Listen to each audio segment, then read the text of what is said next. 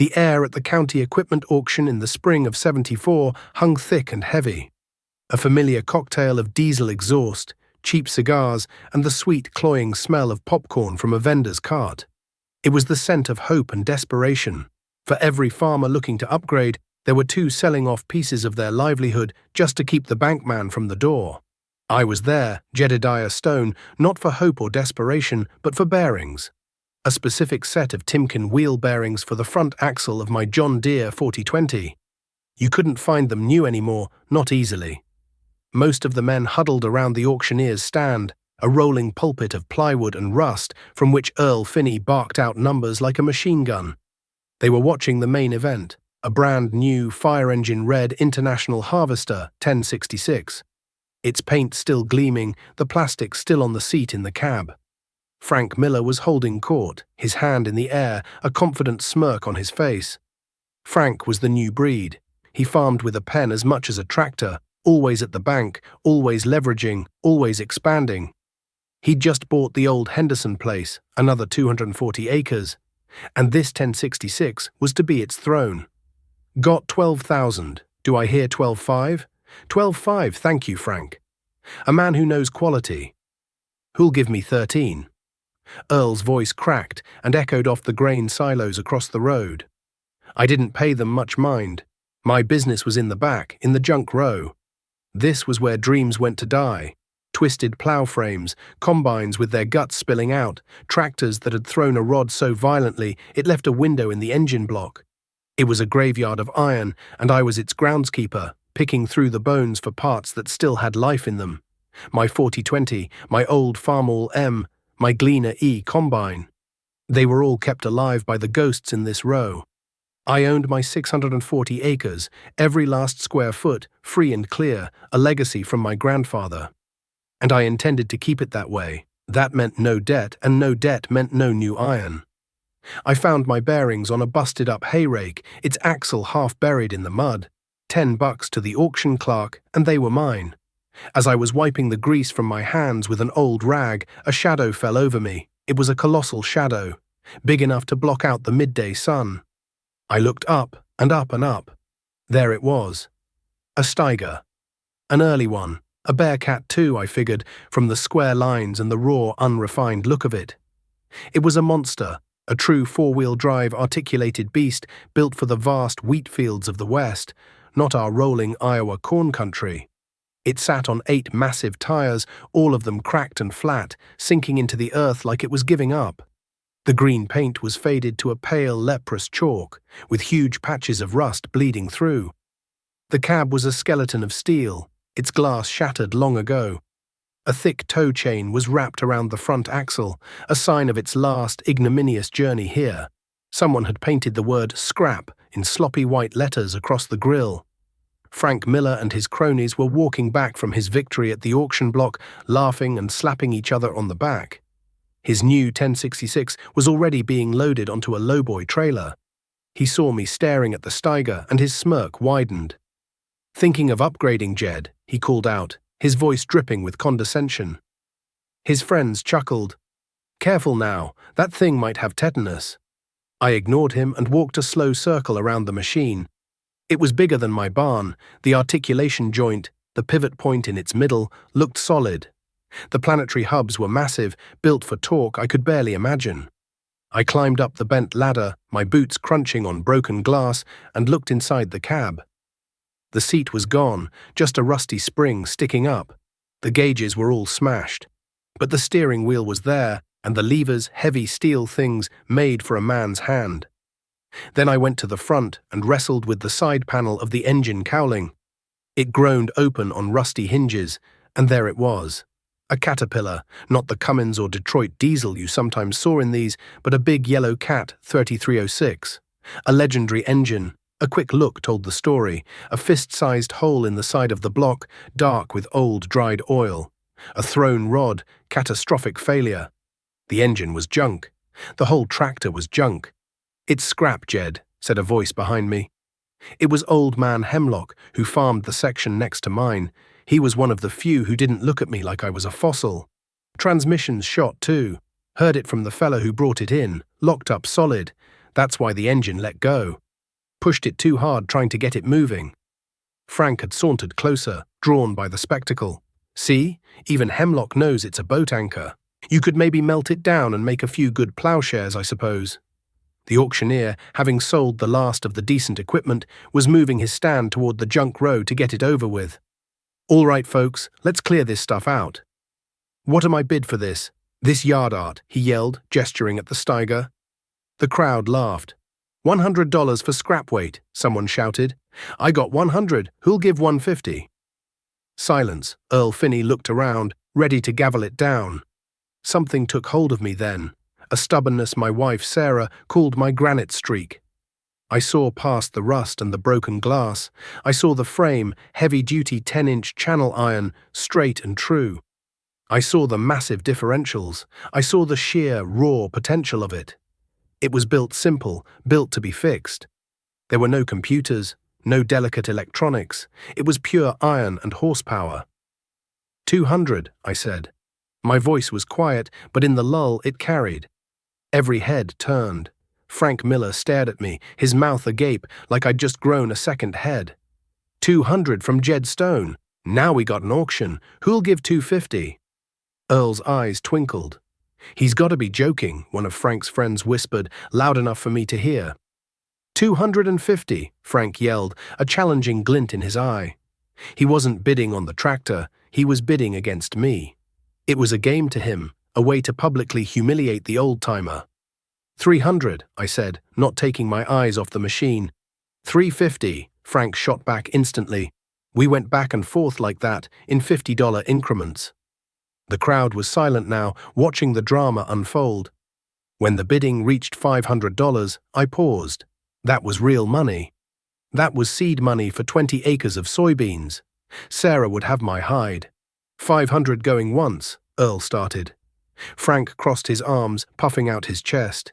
He'd won. He'd made the crazy old man back down. I thought about the 40-20, powerful as it was, struggling to pull my 5-bottom plow through the heavy clay on the north quarter after a wet spring. I thought about the hours it took, the fuel I burned, the way the engine screamed under the load.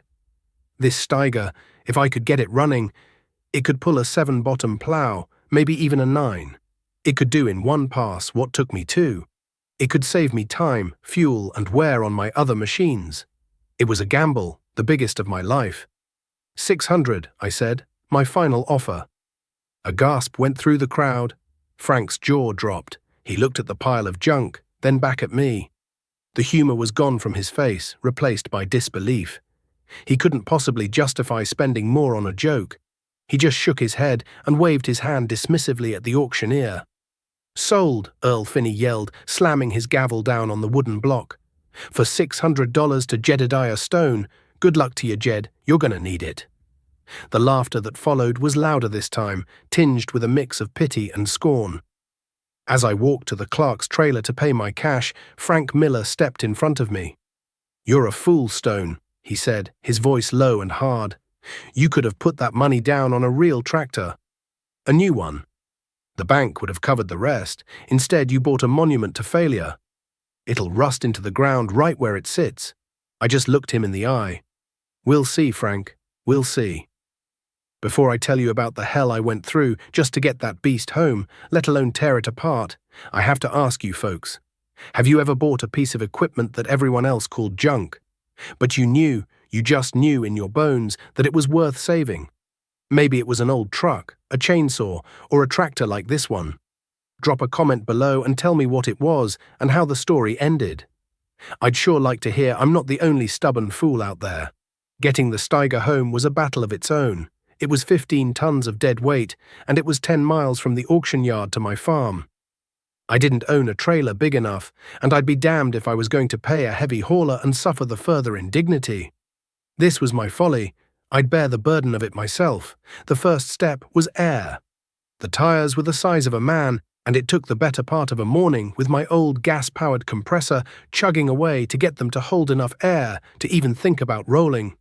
2 of them had holes so bad I had to stuff them with rags and pour in a can of tire sealant, a prayerful, messy affair. Then came the tow. My 40-20 was a powerful tractor for its day. A classic workhorse, but it was David against this Goliath. I hooked up every heavy chain I owned, doubling them up, the thick steel links clanking like ghostly moans. I put the 4020 in its lowest gear, eased out the clutch and tightened the chains. The John Deere's diesel engine deepened its roar, the rear wheels dug into the gravel of the auction yard, and for a long moment, nothing happened. The Steiger sat there, an immovable object. Then, with a groan that seemed to come from the very center of the earth, the giant's brakes released their rusty grip, and it lurched forward an inch. It took me 2 days to make that 10-mile journey. 2 days of crawling along the shoulder of the county road at less than a walking pace, the 4020 straining at the absolute limit of its power. Every farmer who drove by slowed down, shook their head, and sped up again. Frank Miller passed me twice in his air-conditioned pickup, a fresh cloud of dust and derision each time. By the time I pulled the beast into my yard, the 4020's engine was running hot, and I was soaked in sweat and coated in grime. Sarah just stood on the porch, her arms crossed, a look on her face that was equal parts worry and exasperation. She didn't say a word, she didn't have to. The real work began in the shop. My shop wasn't some fancy heated pole barn like Frank had just built. It was the original barn my grandfather had raised, with a dirt floor, a single string of bare bulbs for light, and a collection of tools I'd inherited or bought over 30 years. This was my sanctuary. The first order of business was the engine. That big yellow cat was the heart of the machine, and its heart was broken. I spent a week just cleaning away decades of grease and dirt, using a putty knife and cans of degreaser until I could see the bolts. Getting it out was a feat of engineering. I had to rig up a block and tackle to the main beam of the barn, a thick piece of oak that had been there for a century. I prayed it would hold. With the help of a hydraulic jack and a whole lot of pry bars, I slowly, carefully lifted the 3,000-pound engine out of the frame, the barn creaking and groaning in protest. Once it was on the floor, the autopsy began. I pulled the head, a massive chunk of iron that took 2 of us, me and old man Hemlock, who'd wandered over out of sheer curiosity, to lift. The damage was just as I'd suspected. The number 4 connecting rod had snapped. It had punched a hole clean through the cylinder wall and the side of the block before the piston smashed itself to pieces against the cylinder head. The crankshaft was scored beyond repair. It was a total loss. "She's done, Jed," Hemlock said, wiping his hands on a rag. "You'll never find a block for this old of a model. You're better off calling the scrapyard yourself." He was right in a way. This was before the internet, before you could type a part number into a computer and find one 1,000 miles away. Finding a replacement block for a 1960s-era Caterpillar 3306 was a needle in a haystack operation. I spent the next month on the phone. I called every salvage yard in Iowa, then Minnesota, then Nebraska. I'd get the same answer every time. "A 3306? Sure, got a dozen of them. Oh, from the 60s. With that specific bell housing bolt pattern? Nope. Sorry, pal." The Steiger sat in the yard like a carcass, its engine bay gaping open, a constant massive reminder of my $600 mistake. The talk at the co-op was merciless. They'd stopped laughing with Frank and started laughing at me directly. "Hey, Jed, when you gonna start charging admission to see that lawn ornament of yours?" one would say. "Heard you're starting a museum for failed ideas," another would add. I just kept my head down. I plowed my fields with the 4020, planted my corn, and cultivated my beans. But every evening I was back in the shop, poring over greasy parts manuals I'd bought at another auction, trying to find a cross-reference, another model of machine that might have used the same engine block. Sarah would bring me out a hot meal and a cold glass of iced tea, and she'd watch me work, her silence a deeper question than any words could form.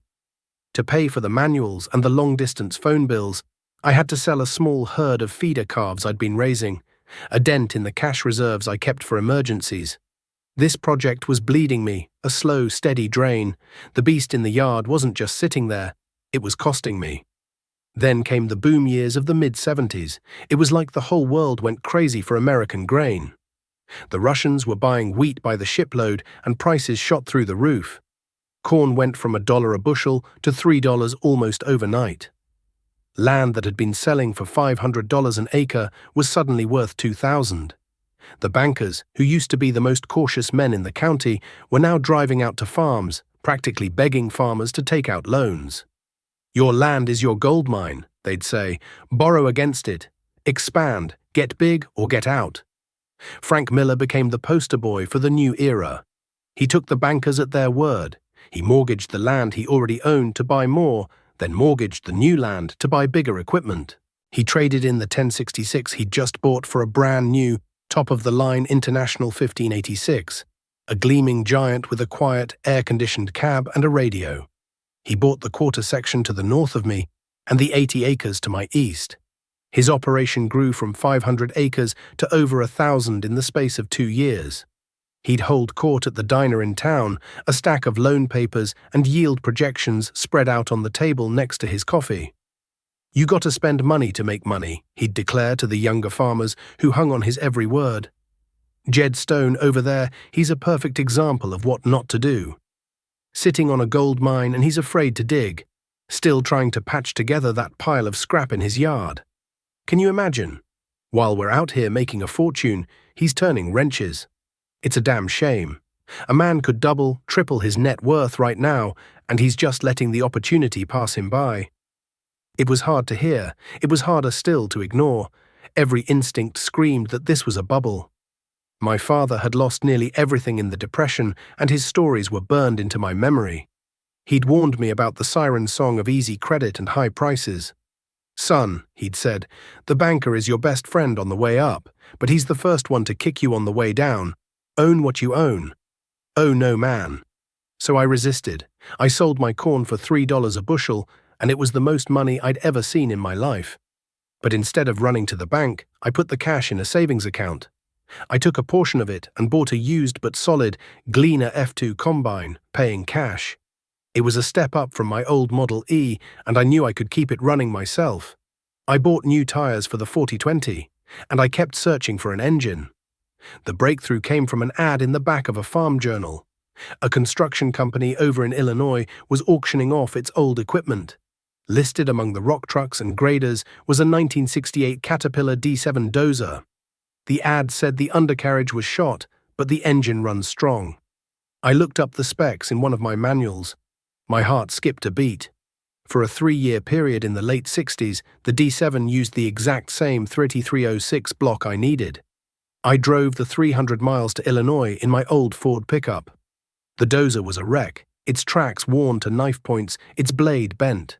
But when the auctioneer's man put a battery to it, that old cat engine turned over twice and roared to life with a plume of healthy black smoke. It sounded beautiful. I bought the entire 20-ton dozer for $2,000, just for its heart. The other bidders thought I was insane, buying a dozer that couldn't move. They didn't know I was really buying a tractor engine. Getting it home and performing the transplant was another epic undertaking. It took me all winter, working under the cold, bare bulbs of my barn. But slowly, piece by piece, the Steiger started to come back to life.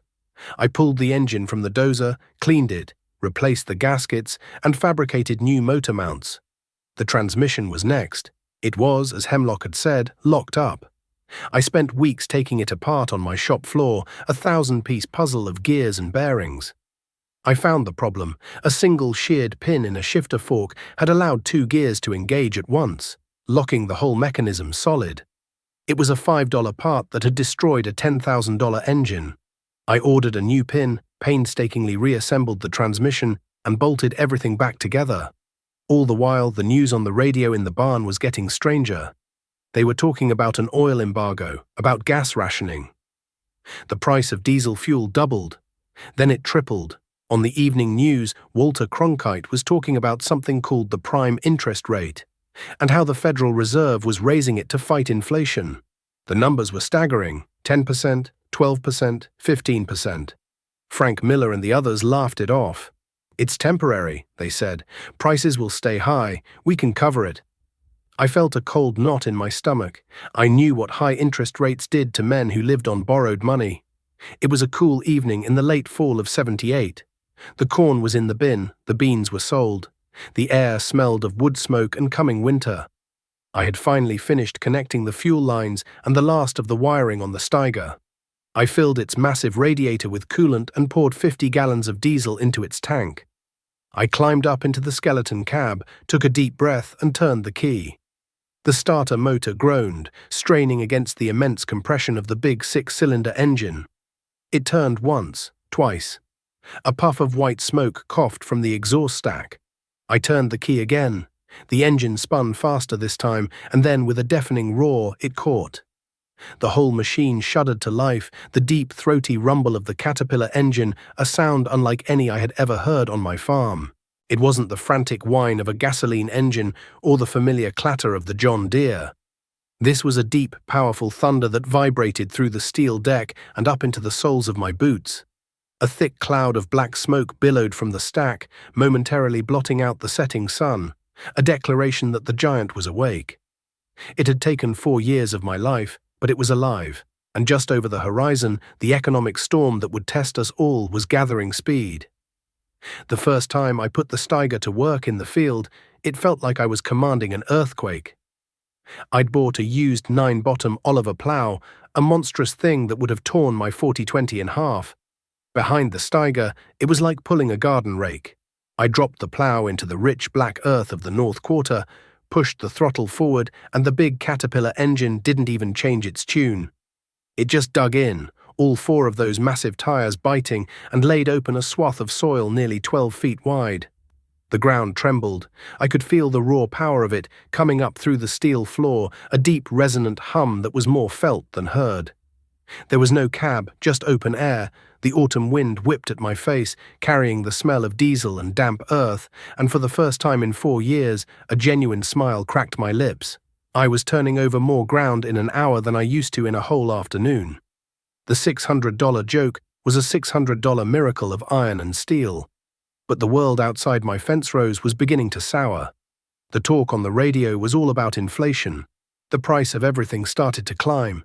A new set of tires for a tractor like Frank's 1586 cost more than I'd paid for my entire Steiger.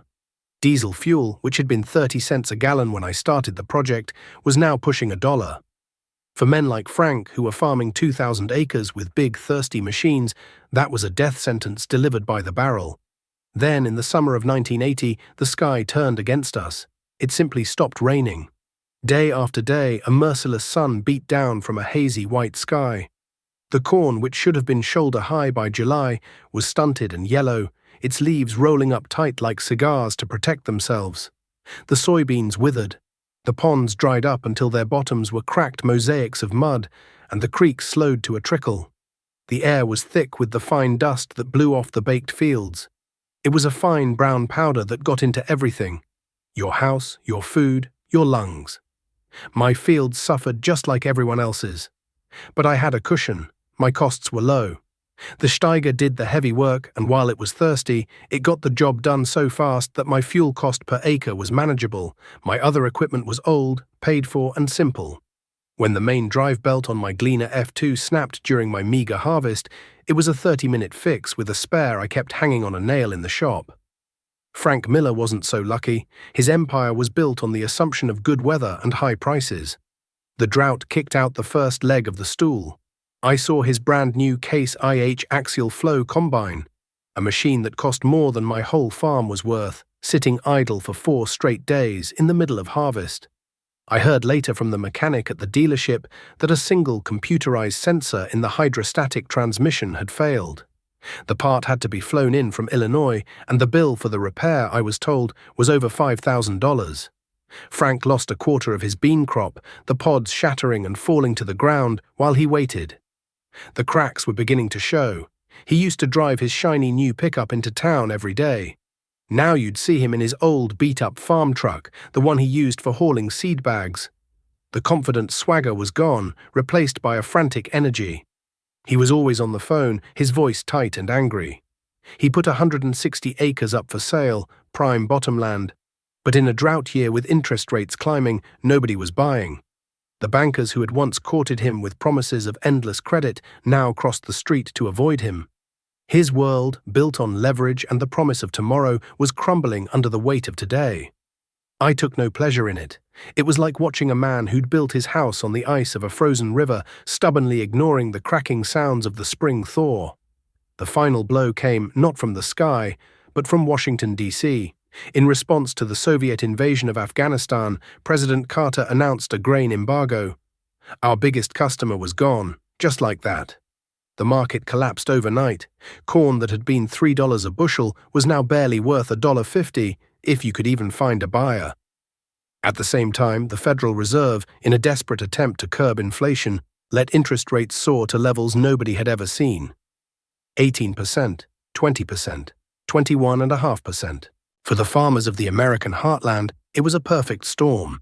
We had high input costs from the inflation of the 70s, rock-bottom commodity prices from the embargo, and crippling interest rates on the money we'd been encouraged to borrow. It was more than a crisis. It was a reckoning. The foreclosure notices started appearing in the county paper, first a trickle, then a flood. Every week, another family farm went under the auctioneer's hammer. These were good families, hard-working people who had farmed the same land for generations.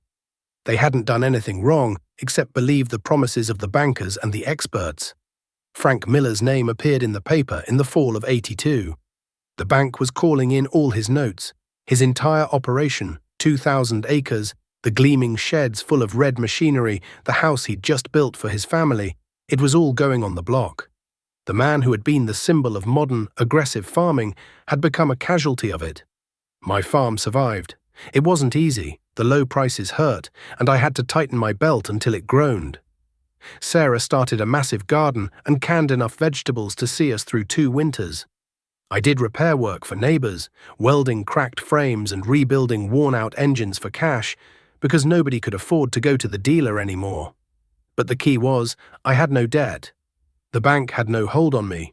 Every morning, I woke up owing nothing to anyone but myself. My $600 tractor, my monument to failure, had become the symbol of my survival. It pulled my plow in the fall and my field cultivator in the spring, its big cat engine rumbling on. A steady, reliable heartbeat in a world that had gone mad. It asked for nothing but fuel and grease and the occasional filter. It had no computer to fail, no delicate sensors to replace. It was a creature of iron and logic, and in the chaos of the 1980s farm crisis, that was the only thing you could truly count on.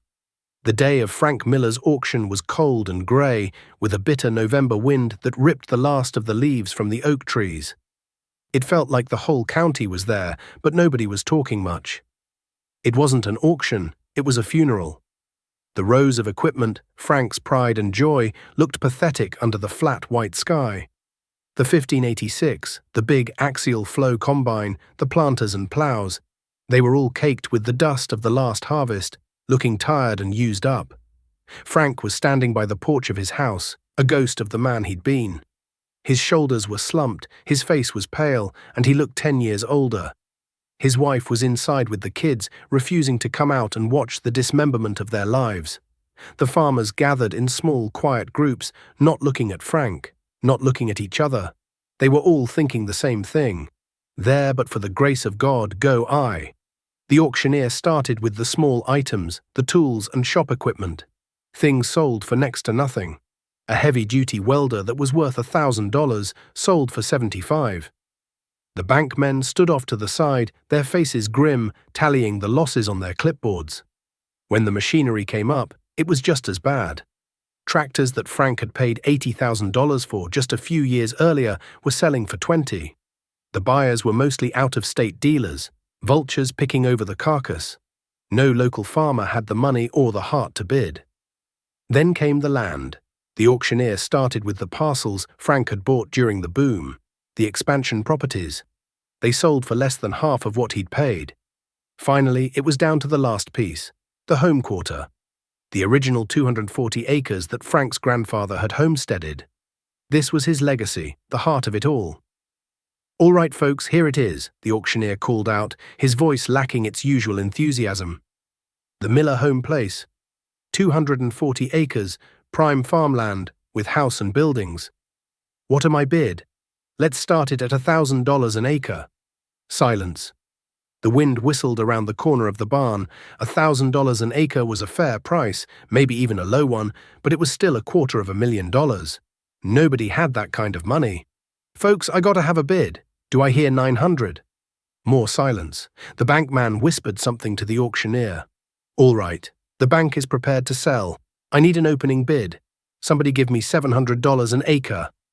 It was an insult. It was a slap in the face to every farmer standing there to sell a man's heritage for a pittance. I saw Frank flinch, a physical blow.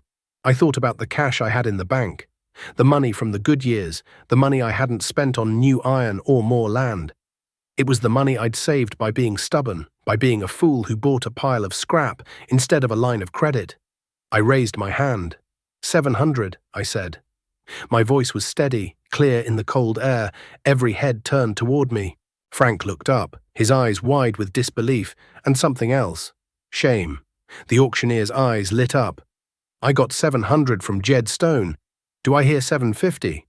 An out-of-state land speculator, a man in a clean suit and cowboy boots, raised a finger.